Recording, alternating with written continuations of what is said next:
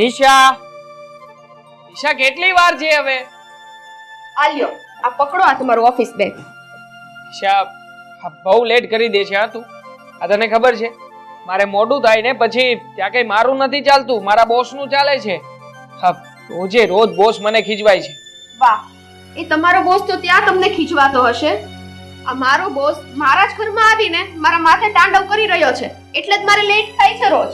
તારો બોસ મતલબ કઈ સમજાયું નહીં. કોની વાત કરે છે તું?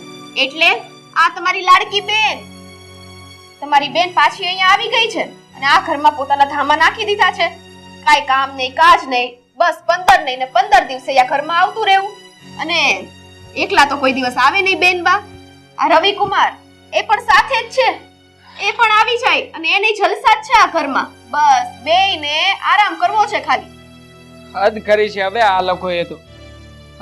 મારી બેન તો આવતા આવી છે, આ સાથે સાથે બનેવીલાલ પણ બોનસમાં આવી ગયા છે.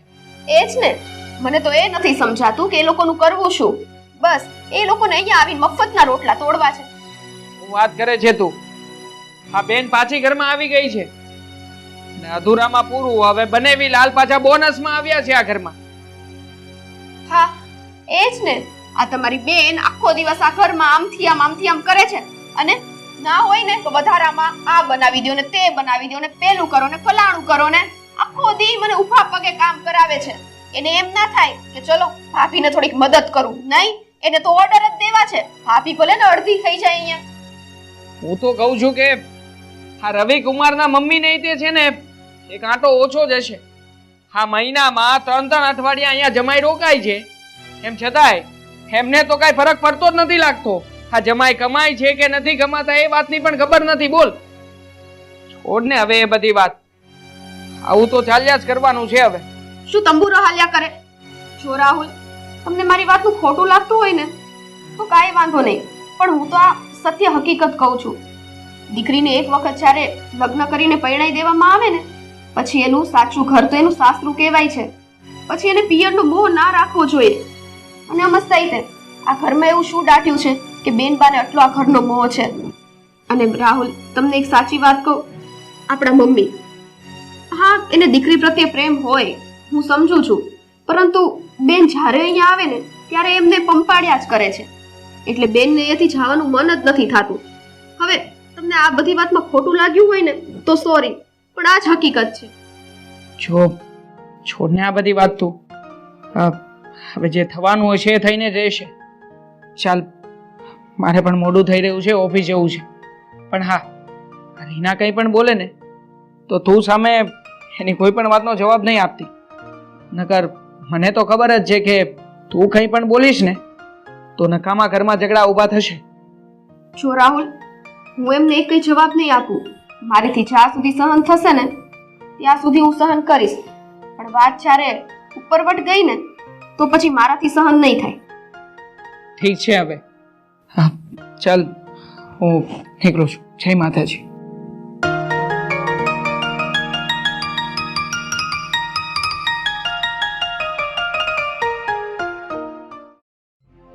તબિયત પાણી તો બરાબર છે ને?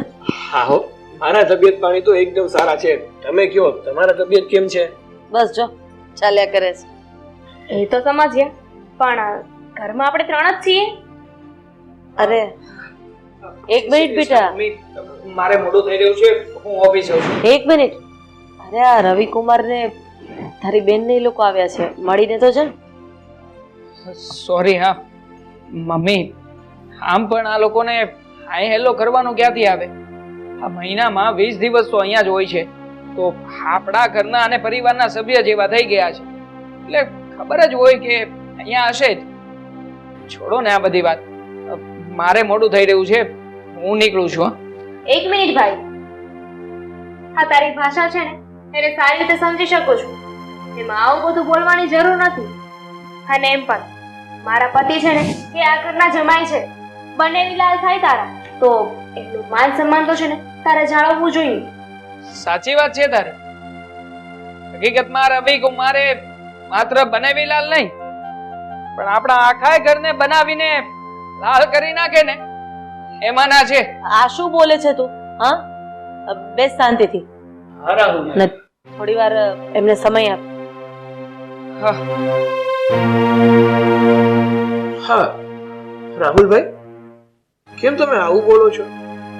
એવું તમે શું કર્યું છે કે તમે આવા વેણ મને કહો છો? છોડો ને આ બધી વાત. આમ પણ તમે એવું ક્યાં કઈ કામ કર્યું છે કે અમને લોકોને ક્યારેય પણ ગર્વ થાય? તમે મહિનામાં 20 દિવસ તો અહીંયા રોકાવજો, વળી પાછા કામકાજના તો કોઈ ઠેકાણા નથી. શું કામ કરો છો અને શું નહીં એ હજી સુધી અમારા ઘરમાં તો કોઈને ખબર જ નથી પડી. માટે ખોટું લાગ્યું હોય તો માફ કરજો, પણ આમ પણ મારે મોડું થઈ રહ્યું છે, હું નીકળું છું. હા, સોરી. જય શ્રી કૃષ્ણ મમ્મી. જય શ્રી કૃષ્ણ. ભાઈ બેટા, અરે તમે લોકો નાના હતા ત્યારે કેટલા ઝઘડતા હતા. હા, અત્યારે એ બોલી ગયો એની વાતનું ખોટું નહીં લગાડતા. કુમાર, તમે પણ છોકરમાં જ છે એના. હા, મને જરાય ખોટું નથી લાગ્યું. મમ્મી, આ વાત છે ને છોડવા જેવી નથી. જોયું ને, આ તમારો દીકરો આ ઘરના જમાઈનું અપમાન કરીને ગયો છે. અને ભાઈનું તો સમજ્યા, પણ તમારી લાડલી વહુ એ ક્યાં છે? એનામાં એટલા સંસ્કાર નથી કે એને ખબર પડે કે ઘરમાં કોઈ મહેમાન આવ્યું હોય ને તો એનું સ્વાગત કરવું જોઈએ, ચા પાણીનું પૂછવું જોઈએ. હા હા, એ અંદર જ હશે. હું હમણાં બોલાવું છું એને. બોલાવો. વહુ બેટા, બેટા બહાર આવજે તો. આમ જો કોણ આવ્યું છે. હા મમ્મી, જય શ્રી કૃષ્ણ. કેટલી વાર જય શ્રી કૃષ્ણ કરશો? આગળ વાત કરો ને મમ્મી. હા બેટા, મહેમાન આવ્યા છે તો ચા પાણીની વ્યવસ્થા કર જા. મમ્મી, દૂધ પૂરું થઈ ગયું છે, દૂધ લઈ આવું અને પછી ચા બનાવી આવું. હા હા, તો દૂધ લઈ આવજા.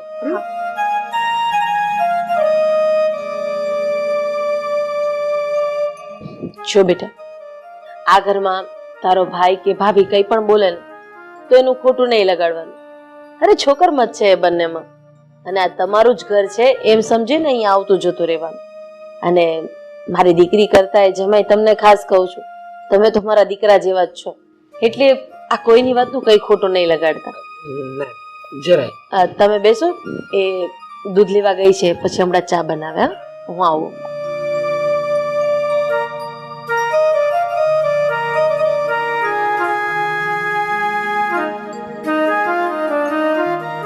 બસ ચા નાસ્તો આવશે. હા, એટલે શાંતિથી ચા નાસ્તો કરીશ. જલસા છે વાગે આપણે.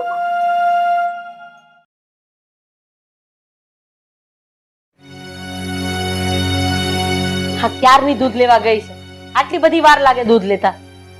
અરે જમાઈને મારી છોકરી ક્યારના ચાની રાહ જોઈને બેઠા છે.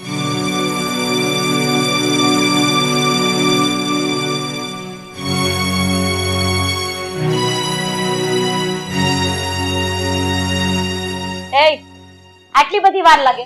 હા, દૂધ લેવા જતા આટલી બધી વાર લાગે? હા, ક્યારના ઓલા લોકો ચાની રાહ જોઈને બેઠા છે, ખબર પડે કે નથી પડતી? અરે મમ્મી, એમાં આટલો બધો ગુસ્સો શું કામ કરો છો? ત્યાં ગળદી હતી એટલા માટે વાર લાગી, અને બનાવી આપું છું ને ચા. મમ્મી, રીનાબેન કઈ પારકા તો નથી ને? આ થોડું ઘણું મારે મોડું થઈ ગયું તો શું થઈ ગયું? એમને ચા તો ઉકળવા મૂકી દેવાય ને, એટલું તો કરી જ શકે ને. બસ હા, બસ. તને ખબર છે ને કે રીના આ ઘરની દીકરી છે, અને હવે એના લગ્ન થઈ ગયા છે, પારકી થઈ ગઈ, એટલે આ ઘરની મહેમાન કહેવાય. એને આપણે સાચવવી પડે, એ માંગે ને હાજર કરી દેવું પડે. શું વાતો થતી હતી? હવે આવી જ ગયા છો તો સાંભળી લ્યો. મમ્મી, મહેમાન તો એને કહેવાય જે 12 મહિનામાં ફક્ત 2 જ વાર આવે. આ મહિને ને મહિને યા ઘરે ધામા નાખે ને એને મહેમાન ના કહેવાય. જોયું મમ્મી? હા, નિશા ભાભી પણ રાહુલભાઈની જેમ જ બોલવા લાગ્યા છે. અમે લોકો તમારી ઘરે આવીએ છીએ, તમને લોકોને ના ગમતું હોય તો અમને કહી દો તમ તારે મોઢે. અમે લોકો જતા રહીશું. ચાલ આપણે. અરે એક મિનિટ, તું શું બકવાસ કરે છે? હા, અરે મારી દીકરી છે ને મને મારા જીવ કરતા પણ વધારે વાલી, એટલે મારી દીકરી તો આ ઘરે આવશે અને આવશે.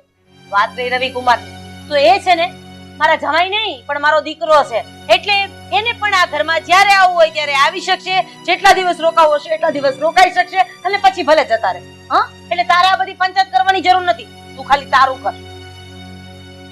ભાભી, મને ખબર છે હું અહીંયા રોકાવા આવું ને એ તમને બિલકુલ નથી ગમતું, પણ તમે છે ને એક વાત કાન ખોલીને સાંભળી લો. હું મારા મમ્મીના ઘરે આવું છું, તમારા બાપના ઘરે નહીં. બેન, બાપ ઉપર ના જાતા. આવું મારી લિમિટ રાખું છું ને ત્યાં સુધી સારું છે, બાકી સરખાઈ નહીં રહે. સરખાઈ નહીં રે એટલે હા શું કરીશું લઈશ તું? હા મારી દીકરીને ધમકાવીશ, ખીજાઈશ, એના ઉપર હાથ ઉપાડીશ? હે અરે એને કઈ કેતા પહેલા છે ને 7 વખત વિચાર કરજે. અને આ વાત રહી લિમિટની, તું તારી લિમિટ તું ક્યારેય ક્રોસ નહીં કરતી, નહીતર છે ને જોયા જેવી થશે.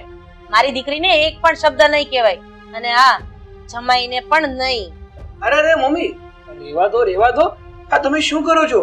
આ નિશા ભાભી ઉપર હાથ ના ઉપાડો, એને થોડી ખબર હોય.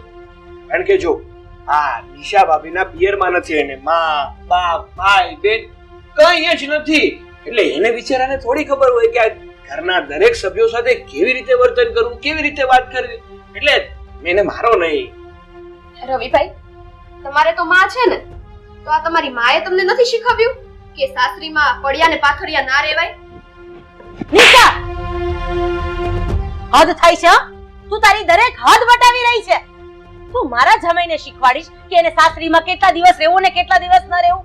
હા અંદર જાને ચા નાસ્તો બનાવ, નહીતર મારાથી ભૂંડું બીજું કોઈ નથી, અને વગર કામનું મારાથી કઈ કહેવાય જશે. જા અંદર.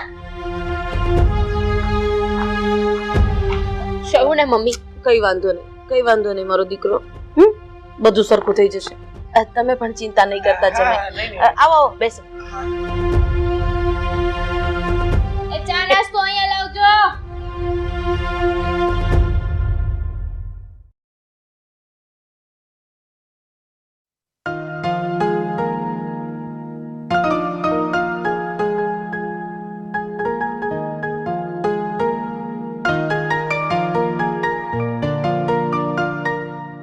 શું વાત છે રાધા, કેમ આજે આટલી બધી ખુશ છો?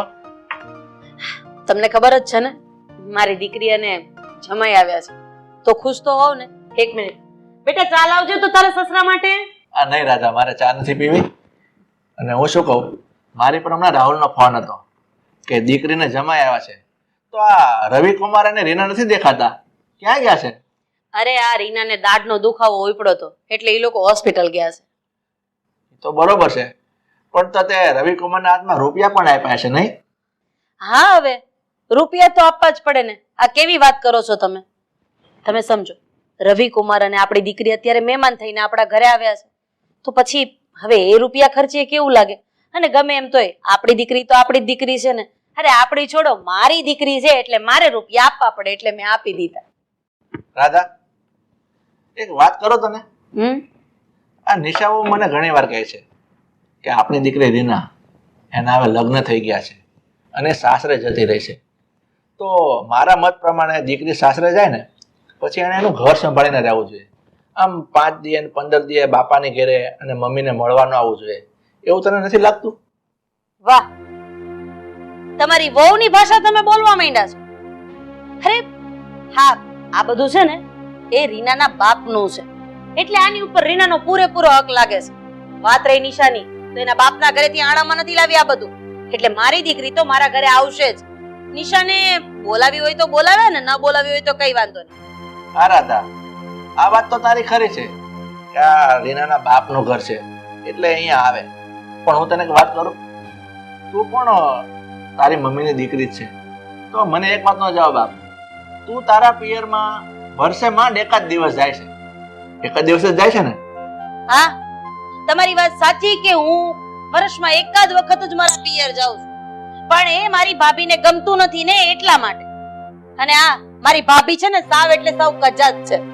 ખબર નહીં ક્યાંથી મારા ભાઈના લમણે લખાણી હતી અને ભટકાણી.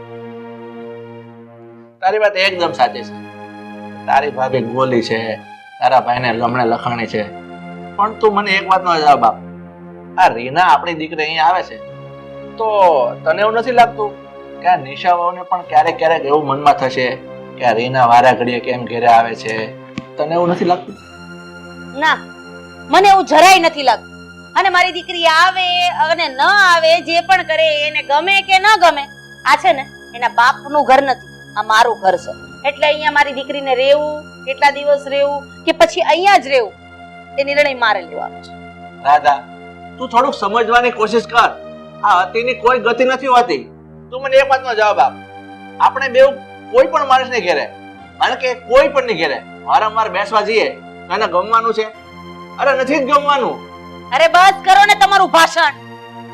હદ છે. તમે આવો તો તમે ચાલુ પડી જાવ, તમારો દીકરો આવે તો એ ચાલુ પડી જાય, અને બાકી રહી જાય ને તો તમારી વહુ એ સલાહ સૂચન આપવા માંડે. મારા ઘરમાં મારે શું કરવું શું નહીં ને એ મારે જોવાનું છે. સલાહના દીકરા. ઠીક છે, જેવી તારી મરજી.